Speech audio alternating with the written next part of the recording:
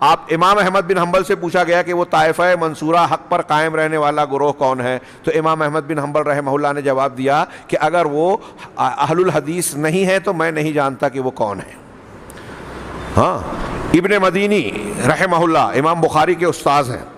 ہاں، ان سے امام بخاری نے اس حدیث کی شرح پوچھی کہ بھائی آپ نے یہ حدیث پڑھی کہ ایک گروہ حق پر قائم رہنے والا ہے، تو آپ وہ کس کس گروہ کو سمجھتے ہیں؟ تو انہوں نے کہا ہم اہل الحدیث۔ یہی بات امام بخاری کہتے ہیں، یہی بات امام ترمذی نے امام بخاری سے نقل کی، یہی بات عبداللہ ابن مبارک رحمہ اللہ کہتے ہیں، یہی بات شیخ ابن باز کہتے ہیں، اور آج کے تمام علماء اہل سنت میں جو کبار ہیں وہ کہتے ہیں کہ اس کے مصداق اہل الحدیث ہیں۔ یہ اہل الحدیث کسی خاص جگہ رہنے والا کوئی طبقہ نہیں ہے، یہ اہل الحدیث جیسا کہ ہاں ہمارے ہاں اہل حدیث اور مقلدین کا جب جھگڑا ہوتا ہے تو اہل الحدیث کا رد کرتے ہوئے مقلدین یہ کہتے ہیں کہ اہل الحدیث جو کتابوں میں کہا گیا ہے اس سے مراد محدثین ہیں۔ تو بتائیے کہ کیا امام احمد بن حنبل یہ کہہ رہے ہیں کہ طائفہ منصورہ حق پر قائم رہنے والا گروہ محدثین کا ہے، جو فن حدیث کو سیکھنے سکھانے والا ہے وہی ہے؟ تو ایسے کتنی تعداد ہے آج کی؟ یہ بات صحیح ہے۔ محدثین کرام کا جو منہج، طریقہ، عقیدہ، اصول تھا اس پر قائم رہنے والے تمام لوگ اہل الحدیث ہیں،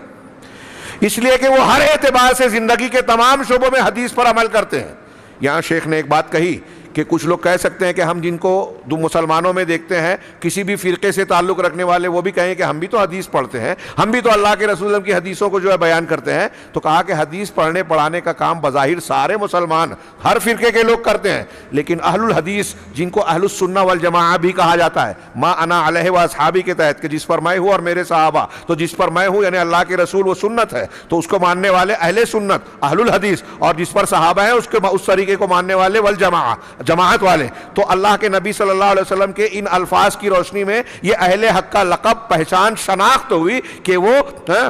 قرآن و حدیث پر عمل کرنے والے ہیں، اہل السنہ والجماعہ کا کہلاتے ہیں، اہل الحدیث کہلاتے ہیں، سلفی کہلاتے ہیں، اہل الاثر کہلاتے ہیں۔ یہ نام کے فرق سے یہ الگ الگ نہیں ہو گئے۔ اب یہ گروہ کہاں ہے؟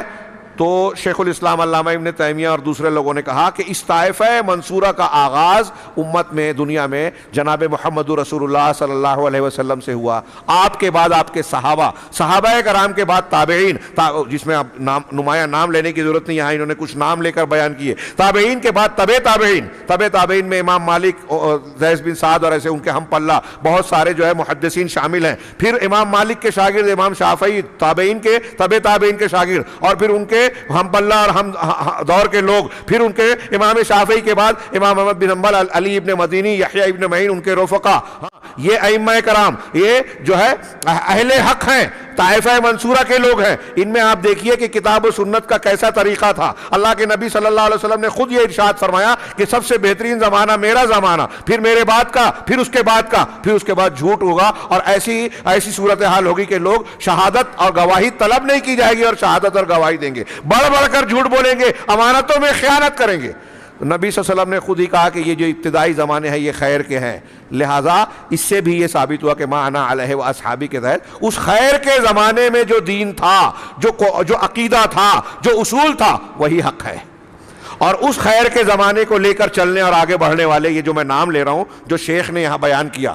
پھر امام احمد بن حنبل وغیرہ۔ اب امام احمد بن حنبل کے طبقے کے بعد کے لوگوں میں آپ دیکھیں گے کہ یہ محدثین کرام ہیں، ائمہ کرام کے بعد محدثین کرام آپ کو نظر آئیں گے۔ امام بخاری، امام مسلم، یہ امام احمد بن حنبل کے شاگرد ہیں۔ امام احمد امام شافعی کے شاگرد ہیں۔ امام شافعی امام مالک کے شاگرد ہیں۔ 3 امام آ گئے اس میں، اور چوتھے امام ابو حنیفہ کو کہا جاتا ہے، تو وہ قاضی ابو یوسف اور امام محمد کے ساتھ امام شافعی ملے تھے، ان سے بھی ان کا علم لیا۔ یہ سارا سمٹ کے امام بخاری، امام مسلم، پھر ان کے شاگردان جو ہیں ابو زرع رازی، امام ابن ابی حاتم، ابو زرع، اور پھر اس کے بعد جو ہے امام ترمذی، ابو داؤد، ابن ماجہ، جن کی حدیث کی کتابیں ہیں، یہ سب اہل السنہ والجماعہ اور اہل الحدیث سے تعلق رکھنے والے۔ ہمارے ہاں لوگ تسلی دینے کے لیے، ارے وہ شافعی تھے، ارے وہ حنبلی تھے۔ امام بخاری کا مسلک شافعی تھا، انہوں نے جہاں حنفی مسلک کا رد کیا تو دراصل شافعی مسلک کی وجہ سے امام شافعی کے مسلک کا بھی رد کیا امام بخاری نے اپنی صحیح بخاری میں۔ اور پھر انہوں نے کتابوں کا ذکر کیا کہ آپ دیکھیں وہ بڑی مفید چیز ہے، کام کی چیز ہے، اس لیے اس کا کچھ تذکرہ تھوڑا سا میں کر دوں کہ یہ جو آپ ہر دور میں لوگوں کو دیکھیں گے، پھر اس کے بعد مختلف ادوار میں ائمہ بارزین پیدا ہوتے رہے، امام مزی، پھر پھر اور دوسرے نام انہوں نے بیان کیے، ہاں، کہ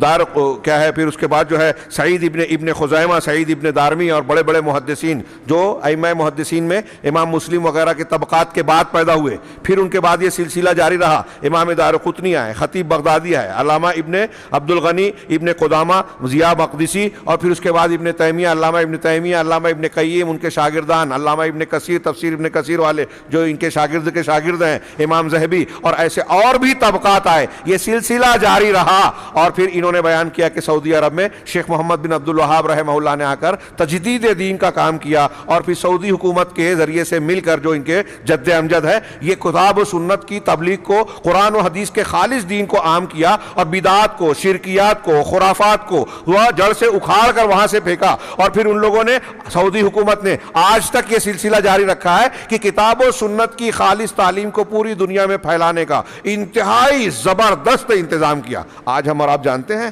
پوری دنیا میں جہاں جہاں مسلمان بستے ہیں، شاید ہی کوئی ملک ہو جہاں کا بچہ سعودی عرب کے کسی جامعہ میں، کسی یونیورسٹی میں تعلیم نہیں حاصل کر رہا ہو.